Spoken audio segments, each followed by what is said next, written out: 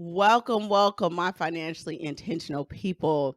You guys need to know this woman. So, today we are joined by nurse advocate Maggie Ortiz, and we are going to be talking about the transition from being a nurse hero to a nurse villain and pretty much all you have seen in the media over the last couple of years since nurses have been fighting back to protect their salaries, to protect their lives as a nurse, is this villainization of nursing when since the beginning of time, nurses have been considered the most trusted profession.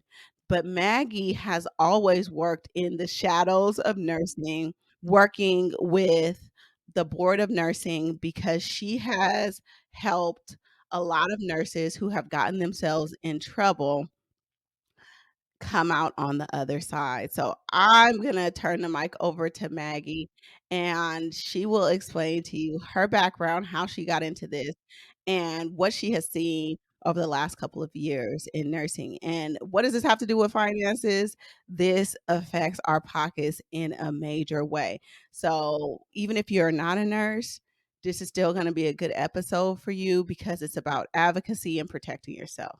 So, welcome, Maggie. Thank you so much for joining us on a Financially Intentional podcast. Glad to be here. Glad to be here. There's just so much happening in the world. And just like you said, your license is literally your ability to practice. And that is actually your income. And so most Mhm. nurses, when I do any kind of teaching, when I do any kind of education at all, and it doesn't really matter your discipline, quite honestly, because just think about if you're a teacher, if you're a lawyer, if you're a nurse or a doctor, when you get handed your privilege to practice, you just got handed your administrative card.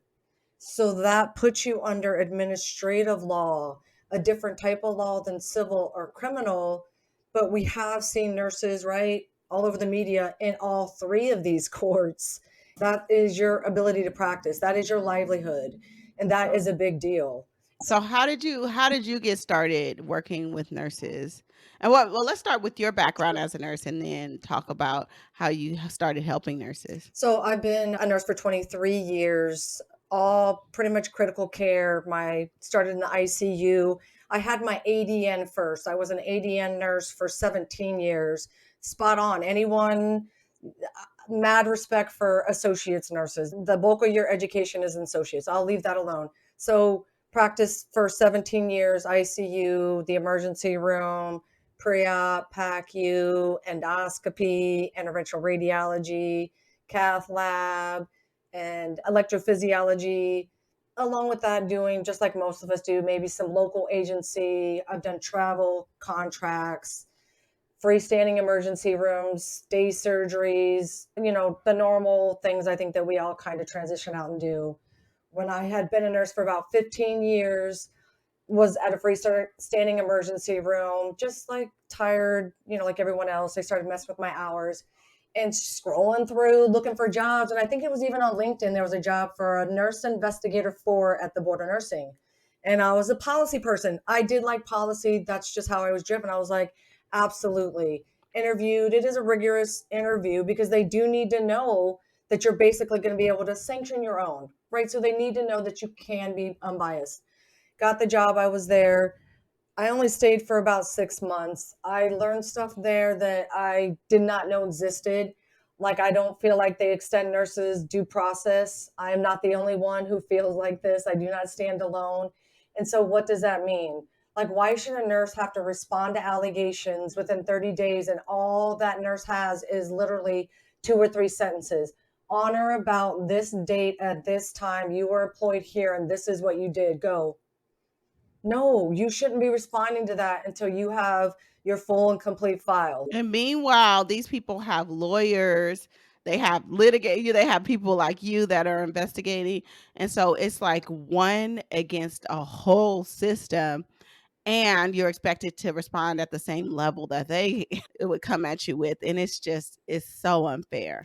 And then you have a criminal investigator that's possibly investigating you. And in your response, you put a bunch of medical words and nursing stuff. How is that criminal investigator investigating a practice case? So I just couldn't stay. I did go to national training for an investigator, which I was there with, just like I said, other disciplines.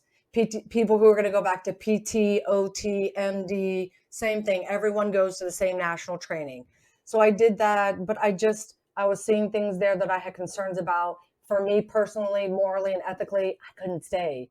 I bounced out, and then I started asking questions like, so if a nurse really is being retaliated against or really not getting a defense that they should have, who will they tell? Mhm. No one. There is no oversight. And when I went Yeah. to go see my representatives, which I did because I wasn't going to let it go, for me, it just, at that point, I knew that I wasn't called to nursing. I was called to nurses.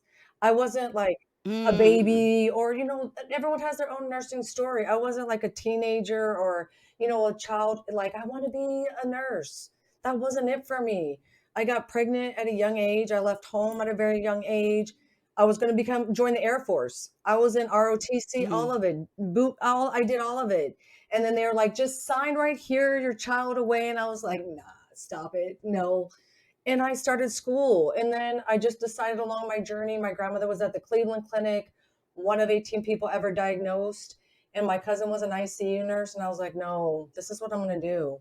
And so I changed my path. I became a nurse. I went to the ICU, spent pretty much my life in critical care, but never, I mean, I felt like I was good, a good nurse, competent nurse, but it wasn't, felt like I was called until I saw what happened. And then now I've been on this journey for about 8 or so years. And for Texas, you can make a complaint about the nursing board to the nursing board. And that's the way that it should Mhm. be. And all I want for nurses is for there to be a third party entity that they can go to and say, this is what's happening to me. Will you help me aid through the process? Or it's unfair, or I was charged with this or that, and it was within the standard of care. Because I have unfortunately seen that. I have seen where a peer review in Texas found a nurse not guilty. They didn't have a pharmacist in their building.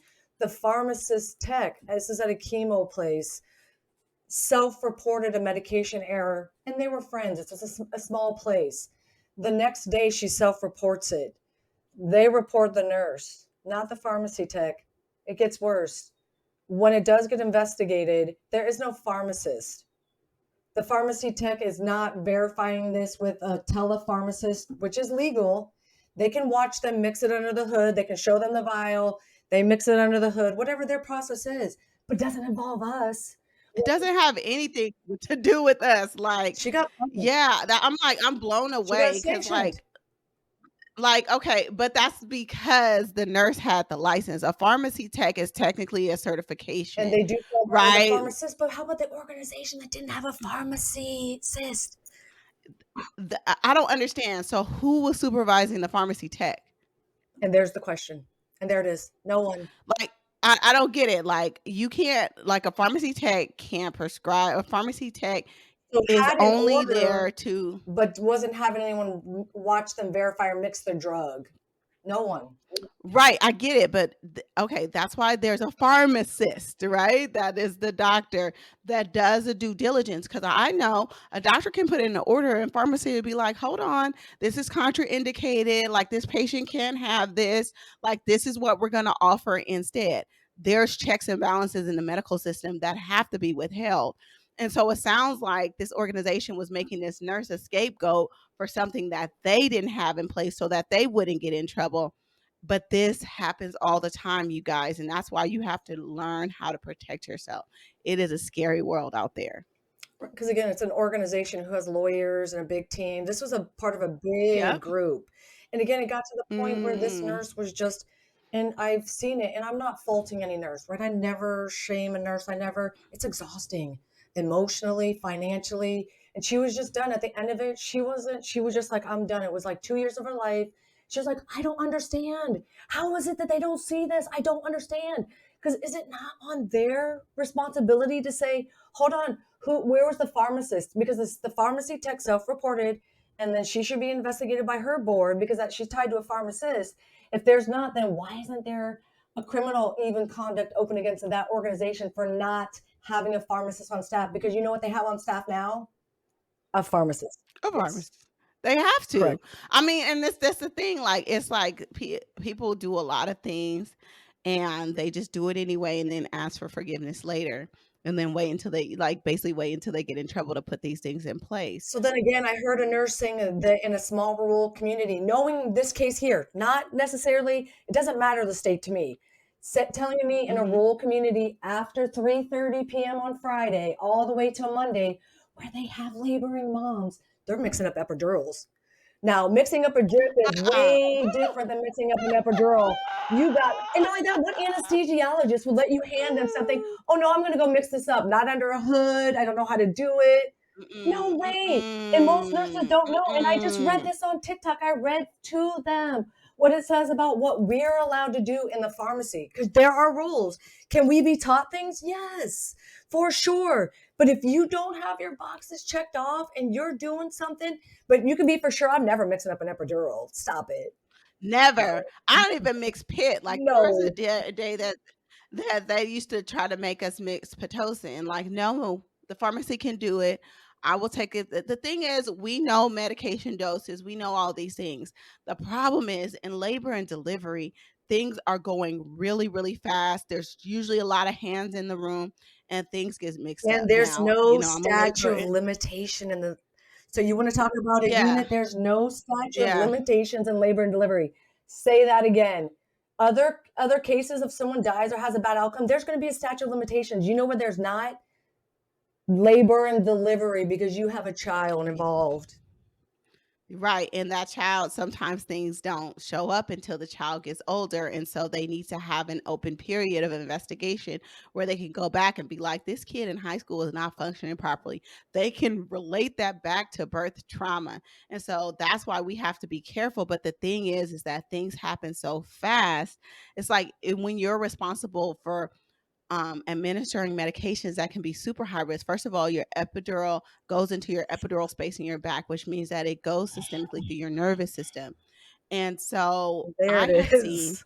one of my nurses, well, which can cause serious implications. So I have seen one of my nurses accidentally grab an epidural bag and administer it IV, and like the person goes straight into shock. And that was just because the medications weren't safeguarded. Correct. So these are things that we need to like do root cause analysis for, and it's like why we have a lot of safety measures.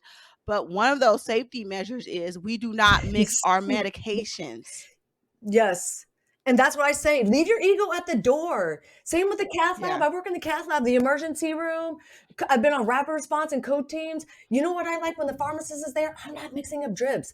That's a level of Yes. security Yes. that's not only there for you, but Yes. now it's your mom, dad, Yes. your brother, or sister. Stop it. Come on. Right. You know what I mean? This is above Right. you. Leave your ego at the door. We have those levels of security because people have had bad outcomes. Respect processes that are in place for a reason now. You know what that's for? You. 410,000 people are either injured or die from us annually. Let me say that again. This is a Hmm. $1 trillion problem in this country. It is statistically, on some reports, the NIH says it is the third leading cause of death in the nation. And so, who gives drugs? Let's just use that one. We do. Yeah. We do. Yeah. We give the drugs. The thing is that the way that you fix the problem is to be able to safely report these issues so we can understand, like I mentioned earlier, root cause analysis, so we can go back and see where the problem exists so that we can put systemic things in place to help you mitigate those problems. But the problem still persists because there are a lot of places where, even though they say these processes are in place and this is a safe environment, it becomes a hostile environment. Nurses are scared to report it because they're scared to lose their job, therefore they don't. And that's the whole thing, and how the finances ties into it. Patient advocacy, patient safety is heavily tied to finances. If someone is scared to lose their job and their livelihood because they know if they speak up for what is right, they will be villainized. They are not going to do it. Correct. And so, and I do, when I do talk to nurses, I'm like, okay, so I hear you about your job, but don't just hear me out for just a second. I was like, I don't give a shit about your job. You know why? You know what I care about? Your license. And if they're putting you in Mhm. places where you're mixing up an epidural, and let me just tell you, both the mom and the baby die, you know what you're never going to do? Work ever again, because it will put you on the Office of Inspector General list, just like any of these nurses out in the media, right? Any of the big names that we know of, right? They are on the Office of Inspector General list, which means that you can't be bonded, which means that I've had nurses, even from the revocation alone, let's just say it doesn't even cross over to criminal conduct. If you get your nursing license revoked, that does put you on the Office of Inspector General list. I had a nurse that was kicked out of law school, master prepared nurse, because you don't get to hold another degree. You will not be a cosmetologist. You will not be a real estate agent. You cannot be bonded. She's working as a cashier at Trader Joe's. She's a master prepared nurse who is in law school. You don't hold another license. You're on the Office of Inspector General list. You're not working. So I hear me. That's why when nurses tell me, I'm like, I don't give a shit about your job. As a nurse, there are 100 million jobs out there. Come to me. You want to? I mean, seriously, there's way too many things that you can do. As a nurse, stop it. We are magical. No, your level of understanding of things, your level of ability to do things are so amazing. Lori Brown, she's an RNJD, a nurse attorney. She talks about this in her book. She represents nurses before the board of nursing. If you're at a place that you already kind of know is shady, they're not doing things the way they're supposed to do, don't you think that those are the people that she represents? And she talks about that. Don't wait for them to report you. Don't wait for things to happen. And I'm not, it is hard work. And it's easy for me to say, just leave your job. And now you're in a small town, but now you don't have a license. Now we're talking about something totally different. And now you're trying to get it Right. back. And who are you going to tell? I'll wait. Go ahead. I already know the answer, but go ahead. Right. Yeah. But I just think knowing that, right? We need to know as nurses how to protect our license. So, what are things that you talk to your clients about, like proactively? Because I know you usually represent people Not or help represent, people, right? not represent. Because, yeah, I'm not exactly. You alone. don't represent Yes. anybody, but you're more like a consultant to Yes. people who get in trouble. So, first of all, let's back up and let's explain what you Sure. do, because I don't think that's clear for everybody. They know you that you worked for the board and you stepped away, Yes. but then what role did that lead you to take on with nurses? This slash advocate. So I do go to the Capitol and scream Mhm. and yell just because I know it's the right thing to do. And then the other thing that I do is I do help nurses and their legal team when they're under investigation by a board. So I go Mhm. through, a lot of times it's just majority support for the nurses. We go through their orders, what it means. I do a lot of education. We go to the National Council of State Boards of Nursing, talk about what it means to be under investigation, because it's a lot. It's like being handed a cancer diagnosis. You don't hear anything else. The lawyer is like the doctor, spends how much time with you and then bounces A out. couple minutes. Right. Yeah. And then Mhm. oftentimes, lawyers don't necessarily have a true intimate understanding of the Nurse Practice Act if they're not a nurse. So I'm a nurse Mhm. and I was an investigator, so I have an intimate knowledge of the Nurse Practice Act in Texas, but for the most part, they're all the same. I mean, think about compact license. How many states are not there yet? They're all going to be there. The section may be different in your state. It may be that you don't fall under a Nurse Practice Act, that you're under HHS. It doesn't matter. Your rules and regulations are pretty much the same, because you know what they all go back to? Evidence based science, right? If you're deviating from that and a patient has a bad outcome and it's practice related, there it is. If it's criminal, it's pretty clear cut. If you get charged with a crime, a nurse who has a felony in any state, my understanding, please correct me if I'm wrong, you don't hold a license, not as a felony, not as a nurse. No, not No, as a felon. that's Mm-mm. just, and that's the thing, is that if we get a felon tied to abuse of adult or a minor, that's it, we're done. Right? That's why it cannot Yeah. cross over to criminal. That's why we can't let that happen. So, who do you work for a legal team, or do you work with directly with the nurses?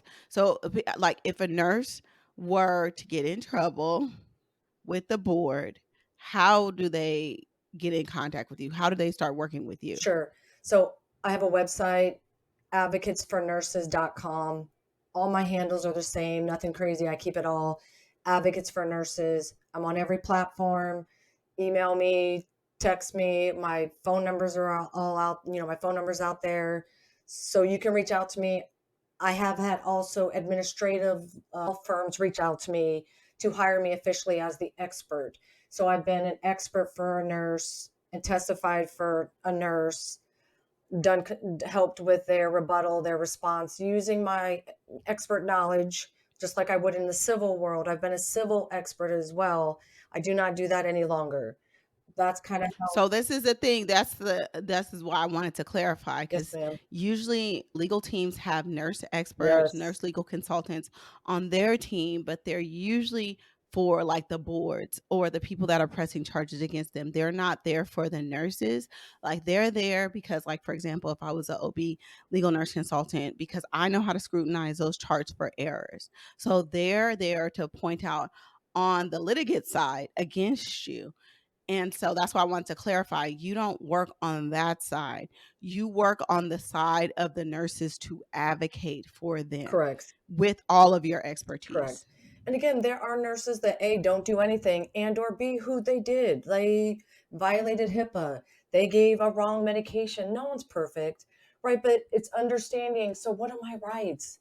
And let's talk about those. Let's Mhm. let's look at the Nurse Practice Act. What does it mean to what are allegations? Most nurses were not legal people. So this is what an allegation means. So what is the next step? So the next step is you're going to give your written response. You're going to have the option to go to an informal conference. So I walk them through that. I've created worksheets and some videos that they can watch at their own pace. Because again, it's like a cancer diagnosis. I give them stuff that they can digest at their own pace. Maybe you learn something and you're like, oh, yeah, okay, Maggie gave me this resource. Now I'm going to go back to this video. Now I understand that. Or now I have a question about that and I have the resource to look at it. Because unfortunately, Okay, so when do you want people to first interact with you? As soon as they hear yes, from the board of yes, nursing, yes. like the moment Second. before they Oh, respond, don't before they respond. We do don't anything? respond. No, Yes, okay. no, no, no. No, we'll look at it and some nurses, if you have malpractice insurance, most nurses don't even know what that means. And then we look at that. So you just call your malpractice carrier, just like if you got in a car accident or had an injury to your home or something, and then they give you some guidance. So we start there. If they don't have that, then we talk about, we look at their information, we walk through it, and then I can help them write a general denial and then ask for their full and complete file while they're looking for legal counsel. Yes. Yes, yes, yes. And as someone who's been in this system for so long, do you recommend that nurses go through this just with you, or do you recommend them also engage their own legal counsel um, at the same Oh time? yeah, for sure. And that's the other thing that I do. And Mhm. they have the association, the American Nurses Association of Attorneys. So that's one of the first places that I send nurses to is that go to your state, click, because the attorneys don't have a compact license. So the attorney does have to be in your state. So I can help, I can work in any state. The attorney has to specifically work in that state. So I can work alongside you either as your advocate or as an expert. If I don't have that same modality, then I can't be your expert, but I'll help you find someone. Like I don't do labor and delivery. So if you came to me, so then I would reach out to someone who does labor and delivery, especially if it was so specific to your modality. If it was about something in general, like maybe a drug or a drug that I was familiar with, maybe it was some fentanyl, or then if it was general enough, but if it was very specific to your specialty, then of course, then we would just pull in an expert for your modality. The unfortunate piece is that I don't know what happens to attorneys in after law school. They learn general things and then branch out to civil, criminal, and administrative. Civil, criminal, they know and respect experts. Civil cases can't even be filed. That's why I get called, right? The legal nurse consultant reviews it, says you need an expert for this. They call me, Cath Lab, IC, whatever it is. And then that person is the one who's writing up the report. That doesn't happen in administrative law. So I've had to tell attorneys, no, you go back to the board of nursing and you want it in writing that shows you where it says that she can't bring an expert. The last time they waited 15 minutes before her trial. Thankfully, it was Zoom. I put on the coffee pot and I was like, let's do it. Put my hair up. I was like, nope. They dropped all 33 charges against her. Oh, thank God. But that I was going to ask you, and I just want to clarify. You did say it, but you're licensed in the state of Texas, but you can help nurses across the country, Yes, correct? I've helped nurses myself, and I work with another advocate. She does have sanctions on her license. That's how we connected. We've helped, I don't know, 300-400 nurses across the United States so far, and again, various different stages with different lawyers. And some of it is we're just going through their orders, even sometimes post, like, here are my orders, and I don't even know what this means. So then we Mm-hmm. consult and we talk about that and we go through it and make sure that they're reading every line, because it's overwhelming to make sure they're not violating any of it. Because the second they violate it, that could be grounds for revocation, and they're scared. So we go through every single line and it's going to be okay. Unfortunately, the incidence of suicide amongst our people, if they do have orders, is high. So that's why I tell people, don't shame these people. Stop. We can't do that. Mm-hmm. No one really Mm-hmm. knows. It could be anything. It could be retaliation. But even if they did make an error, please don't do that. No one is perfect. There's so many. And need people to understand that there are so many room. There's so much room for error in the practice of medicine, especially if Practice. when you're in a hospital. And the thing is that we have to be able to put these systemic things in place for patient safety. And I'm going to harp on this again. The only way that we can do this if it's a safe environment to report mistakes.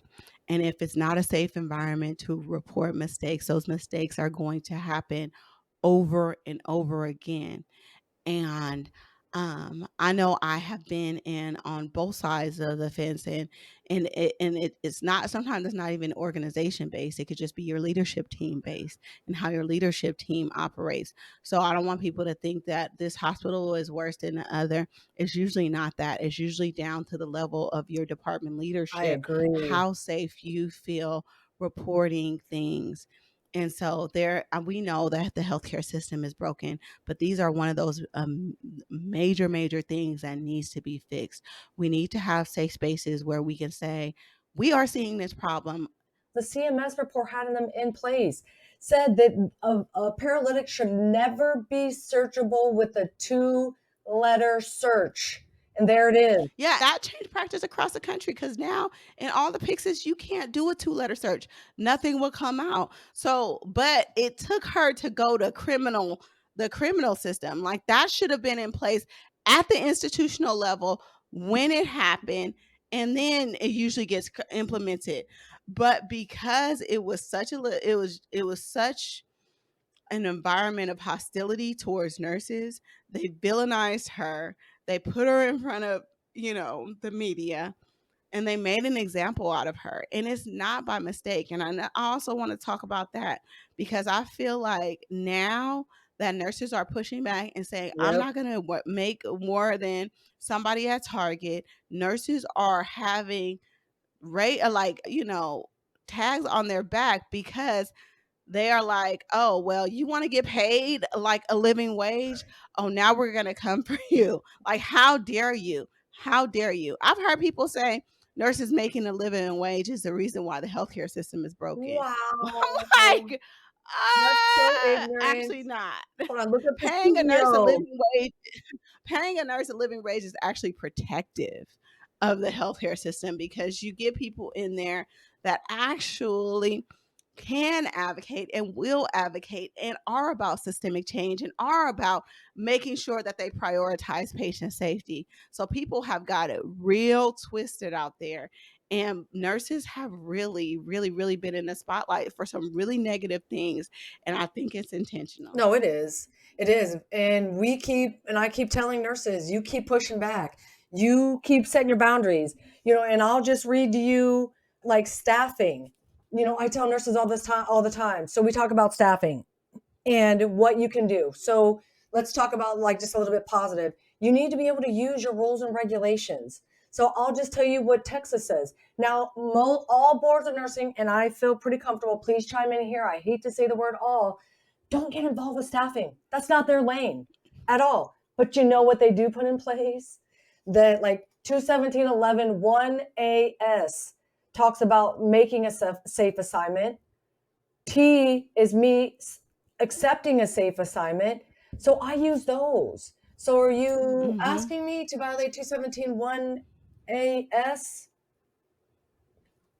in a respectful manner? I mean, I'm here for you, but also, are you asking me to knowingly and willingly take on an unsafe assignment? And I'm using quotation marks because that is the definition of medical malpractice. When I went to the last Nurses Association meeting here in Texas, they were transitioning over to new leadership. So I went, and at the end, they had questions and answers. So, I had to ask. And so I'm like, hey, sir. So asking the lawyer, if a nurse, because pay, just like you said, and staffing were the biggest concerns that were being talked about by the nurses. So I pivoted off of that and said, hey, sir, so in reference to staffing, because Texas doesn't have any safe patient ratios, none of that. If a nurse knowingly and willingly takes on an unsafe assignment, is that the definition of medical malpractice? Yes. I already knew the answer.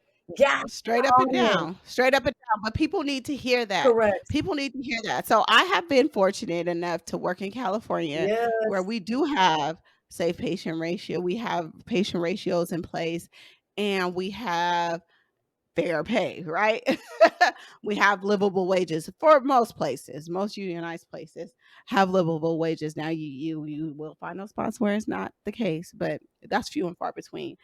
The bottom line is even in our situation, sometimes we find ourselves in a position where we're out of ratio.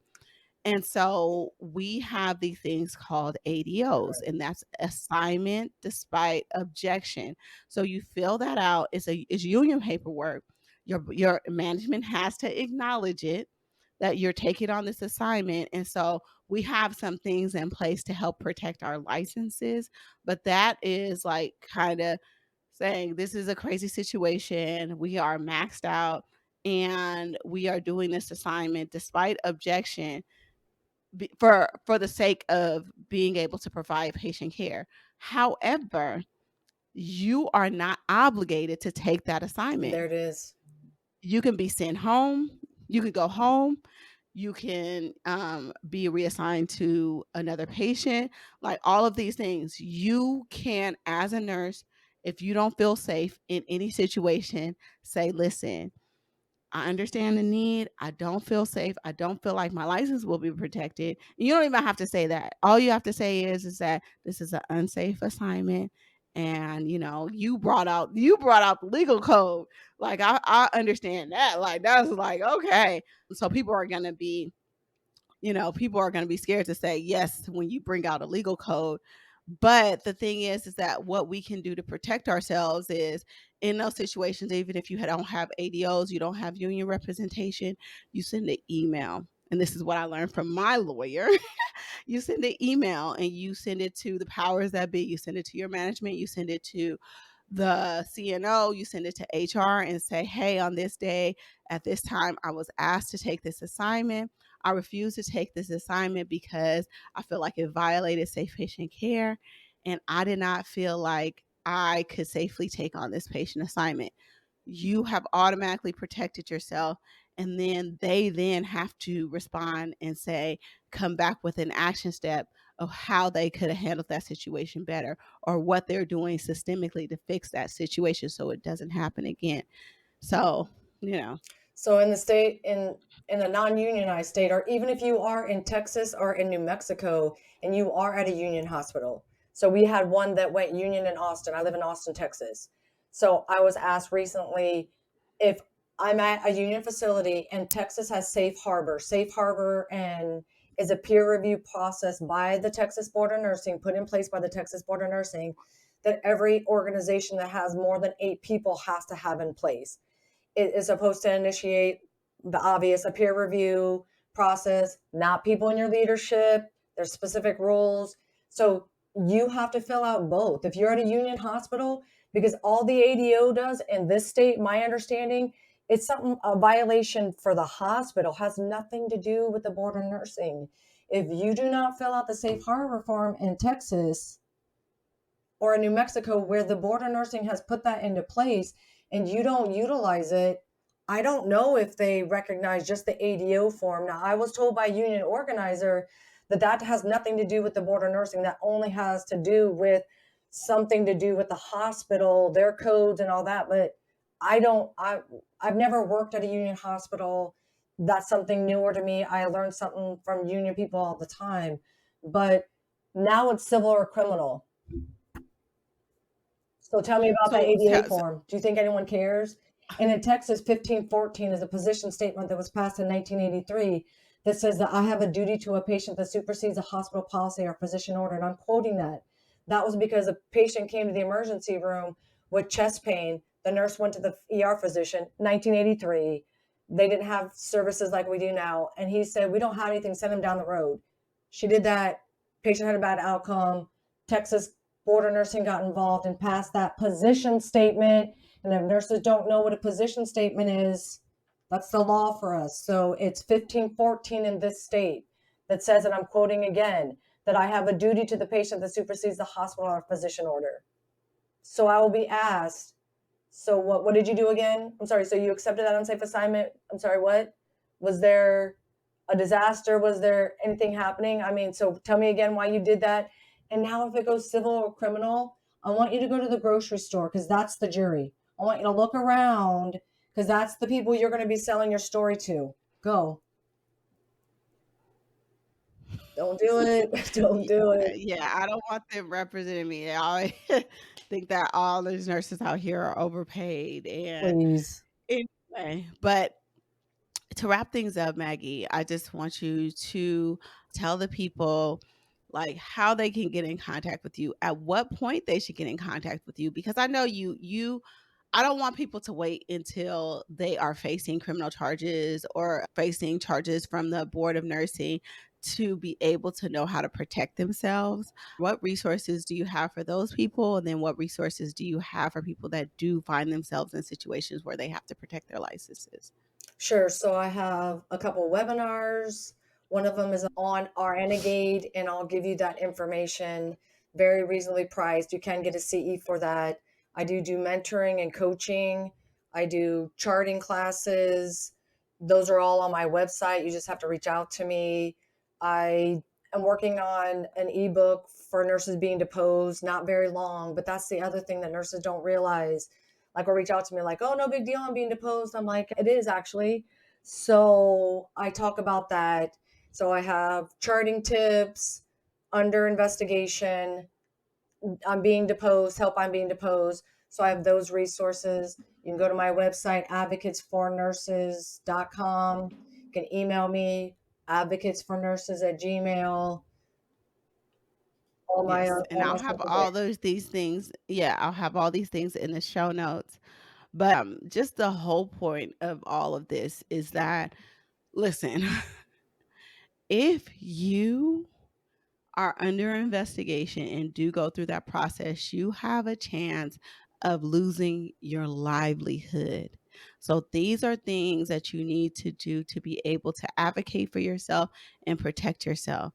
And you want to engage an advocate as early as possible, because 9 times out of 10, they can help you like overcome, like you said, you help that nurse get 30 charges, like that is ridiculous, dropped against her. And if you had been working, if she had been working with Maggie in the first place, those charges wouldn't even been in place because she would have been able to proactively help you manage that situation. And so it's just about staying in front of these things.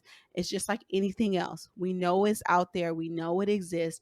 We have to protect ourselves because our licenses are our livelihood. And like you said, you don't want to be a cashier at Trader Joe's because you can't get licensed in any other capacity, in any other industry, because you have gone through these litigations. So this is heavily financial. Maggie, you have seen families destroyed by this process, unfortunately. And so this is very, very real. And so this is why I wanted to bring her on the podcast to talk about this, because it affects generations of lives. It's not just the mom, or it's not just the nurse, it's the kids, it's the families that it impacts. And so we have to be proactive in protecting ourselves, and first and foremost, knowing our rights. Because when it happens, you have legal teams, you have these systems that can strip you of everything if you don't know how to protect yourself. And so, thank God for advocates like Maggie and lawyers that can protect you. But most people just don't know that these resources exist. And so they don't engage them in time or at all. And so I want to thank you so much, Maggie, for all you do, because you are out here saving lives and families and making sure that we can practice safely as nurses, which is why we got into nursing. We didn't get into nursing to hurt anybody. Correct. We got into Amen. nursing to help, and that is why, you know, we take on a lot of stress, because we take on a huge burden just to make sure that you and your family are protected. So I don't want anybody to take that lightly. Agree. Thank you. Thank you. Thank you. Yeah. Appreciate it. And again, any nurse can reach out to me. It is not about money. Reach out if you need help. Just reach out to me. Honestly, we'll set up a time to talk and see what I can do for you. Yes. So please, I'll have all the links in the show notes. So make sure you reach out. Make sure you're following uh, uh, TikTok, Maggie. lots of Yeah, videos, free nuggets there. she is on the tick to the talk. So the clock app. So make sure you're following her there. But just like as a resource to have in your back pocket, you always hope, it's just like insurance. You Yep. hope that you don't need to use it, but you have it there in place. Use Maggie as your nurse insurance. So again, thank you so much, Maggie, for coming on Financially Intentional Podcast. I love everything you shared, and I just want people to know that you are out there and you are here to help. So thank you, thank you, thank you. Thank you. Thank you. Thank you for having me.